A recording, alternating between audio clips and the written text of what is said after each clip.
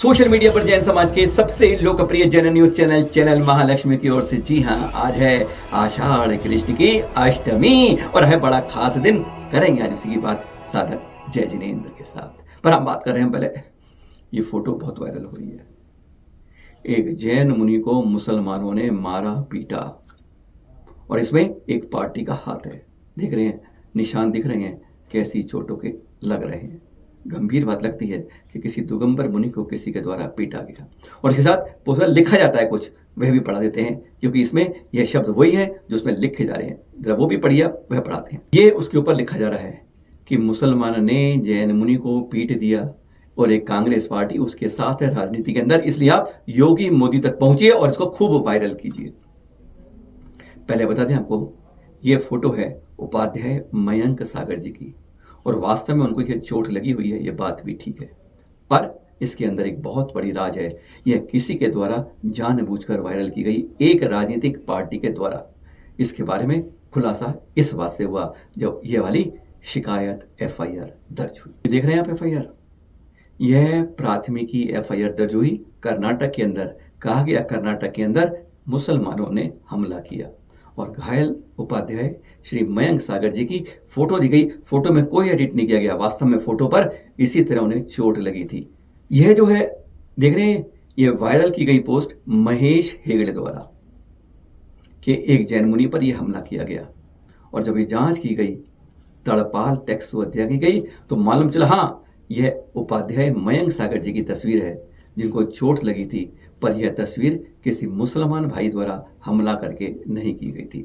ना इसमें राजनीति में कांग्रेस थी, ना बीजेपी थी, यहीं कुछ नहीं था। जानबूझ के आईटी सेल के इनके द्वारा पोस्ट कार्ड इनका वो है सेट जहां से इन्होंने वायरल की और जैन ग्रुप में डलने के बाद ये आज तक, जी हाँ आज तक 2018 मार्च के अंदर एफआईआर हुई थी, गिरफ्तार हुए, पकड़े गए और उसके बाद यह बात आई कि यह घटना थी। पर आप बता दें घटना क्या थी, इस घटना के बारे में बता दें कि यह घटना वास्तव में मयंक सागर जब श्रवण बेलगोल में थे तब एक कोई शराबी आ रहा था, उसकी बाइक से टक्कर होने के बाद वे घायल हो गए थे। वह फोटो तब खींची गई थी घायल वाली और उसने इसको यहां जोड़ के कहते हैं बात का बतंगड़ बना के आपस में तनाव करने की एक इबाबत लिखने की कोशिश की महेश द्वारा। बाद में पकड़ा गया और उसने तो दावा तो बहुत करता है वो, जी हाँ, उसका दावा है। देखिए ये ट्विटर अकाउंट, उसमें उसने लिखा हुआ है कि मेज को हमारे प्रधानमंत्री महोदय बहुत कम को 2-4 कोई फॉलो करते हैं और मुझे प्रधानमंत्री महोदय भी फॉलो करते हैं। ये स्पेशली नीचे लिखता है, इसको दावा करता है। वो कहता है कई मंत्री मेरे साथ है जिनको मैं फॉलो करते हैं, जो मुझको इतना ज्यादा मैं इंपॉर्टेंट आदमी हूं। हाथ से जोड़कर विनोद, हाथ जोड़कर कहते हैं आप लोगों से कि कृपया अब इस फोटो को वायरल मत कीजिए। जितनी चैनल में होता है, जब भी चुनाव आता है उसके बाद उस समय इसको निकाल देते हैं, उखाड़ के बाहर लाते हैं। राजनीति देवाब के चक्कर में, राजनीति खेलने के चक्कर में आपस में भाई भाई को लड़ाने की यह साजिशें रचते हैं। जहां करी है वायरल, डिलीट कर दीजिए। नहीं तो ध्यान रखिए, इस तरह की पोस्टों को वायरल करते हैं तो ध्यान रखिए कल आप पर भी इसकी शिकायत दर्ज हो सकती है। यह दृश्य है त्रियोग आश्रम संवेद शिखर जी से। मुनिषी सिद्ध सागर जी का देवलोक गमन हो गया, यह दिखाया है इसके अंदर दृश्य में। देख रहे हैं आप हितेश भाई, जिनको लगा कि आयु कर्म छोटा हो रहा है तो उन्होंने कहते हैं अब इस संसारिक मार्ग को जब हम कम करना चाहते हैं, अपने भव के करें, तो इस रास्ते को ले छोड़कर दीक्षा के मार्ग बढ़ जाए। और वही हुआ, हितेश भाई ने हुआ, उन्हें मिली मुनि सिद्ध सागर और उनका देवलोक गमन हुआ त्रियोग आश्रम संवेद शिखर जी में। एक और दृश्य देख रहे हैं आप, ये नंदीश्वर कॉलोनी टीकमगढ़ से ब्रह्मचारी अलका दीदी है ना, उनके पिताजी हैं रमेश कोठिया जी। उन्हें लगा मेरा स्वास्थ्य ऐसा नहीं है कि मेरे जीवन की आयु की लकीर कुछ लंबी होगी।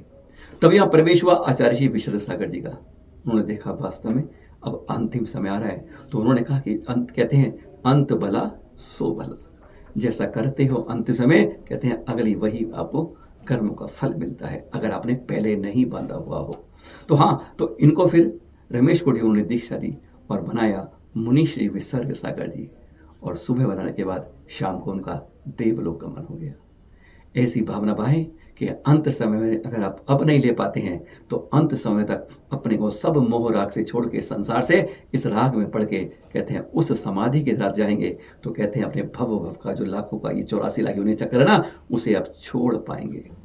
चैनल महालक्ष्मी दोनों के प्रति हार्दिक विनयांजलि अर्पित करता है। वैसे तो इंटरनेशनल योगा डे 21 जून को था, ये झांसी के अंदर 23 जून के दृश्य दिखा रहे हैं आपको, आज दिखा रहे हैं, क्योंकि इनके अंदर बहुत ज्यादा अरहम ज्ञान योग मुनिषी प्रणम्य सागर, और इसको साथ में इसमें सहयोग था आयुष मंत्रालय भारत सरकार की ओर से, कई साल से यह चल रहा है और ये बहुत विशाल स्तर के अंदर आप देख रहे हैं झांसी के अंदर ये लगाया गया। यह रूप देखिए, योग के अंदर जब अरहम जुड़ता है भगवान के साथ, ज्ञान जुड़ता है, तो अरहम ज्ञान योग की जो उपलब्धि होती है वह किस तरह दिखती है, यहाँ की आपको भीड़ देखकर, उनके अंदर इस तरह का आनंद देखकर अपने आप झलकता है।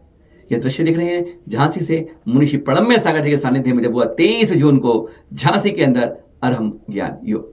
प्रथम आचार्य श्री शांति सागर जी दक्षिण वाले, जिनकी उसी भट्टाचार्य में 7वें भट्टाचार्य श्री अनेकांत सागर जी देख रहे हैं आप, पहुंच गए हैं फलटन के अंदर, समडौली की ओर जा रहे हैं।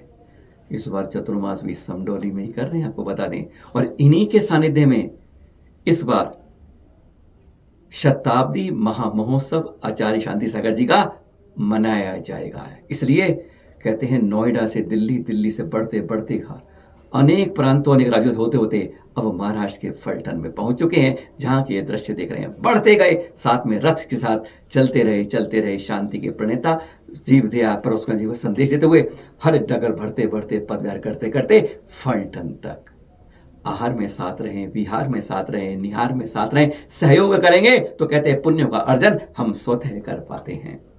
बस अब समडौली का समाज इंतजार कर रहा है, जहां पर आपके सानिध्य में महामहोत्सव की तैयारियां शुरू हो रही हैं। आइएगा इस महामहोत्सव के अंदर। और यह देखिएगा रवानगी हुई थी मकराना से, ये विशाल प्रतिमाएं देख रहे हैं तीर्थंकर आदिनाथ की, तीर्थंकर मल्लीनाथ जी की और तीर्थंकर नमीनाथ जी की। जी हाँ, कल नमीनाथ जी का जन्म कल ही बात करेंगे उसके बारे में। अब ये प्रतिमाएं चलते चलते चलते अब पहुंच रही हैं मिथिला नगरी में, बस नेपाल के पास, जहां पर ये संभवतः कल इनकी वहां पर स्थापना की जाएगी, है ना। शुभ दिन कल।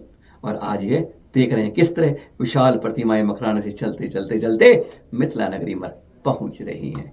फिर मिलेंगे आपके साथ नई जानकारी के साथ।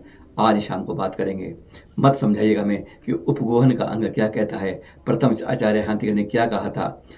अगर हमारे तीर्थों पर कोई साधु के बीच में गलत काम करता है तो हम उसको बस तरह से, अगर वह क्षमा मांग ले और सही कर लें तो हम कुछ नहीं कहते, लेकिन जब हमारे तीर्थों पर पहुंच के चतुर्मासों की सूचना करते हैं और अपनी गलती स्वीकार करते हैं तो आप सबके सामने लाना पड़ता है, क्योंकि वह पूरी दुनिया उस बात को देख चुकी है। थू समाज की होती है, आप कहते हैं, यह अप्रभावना नहीं है, ये जागृति है कि आप अपने फलों की टोकरी से सड़े फल को बाहर रख दीजिए। फिर मिलेंगे आज शाम को ही। सादर जय जय।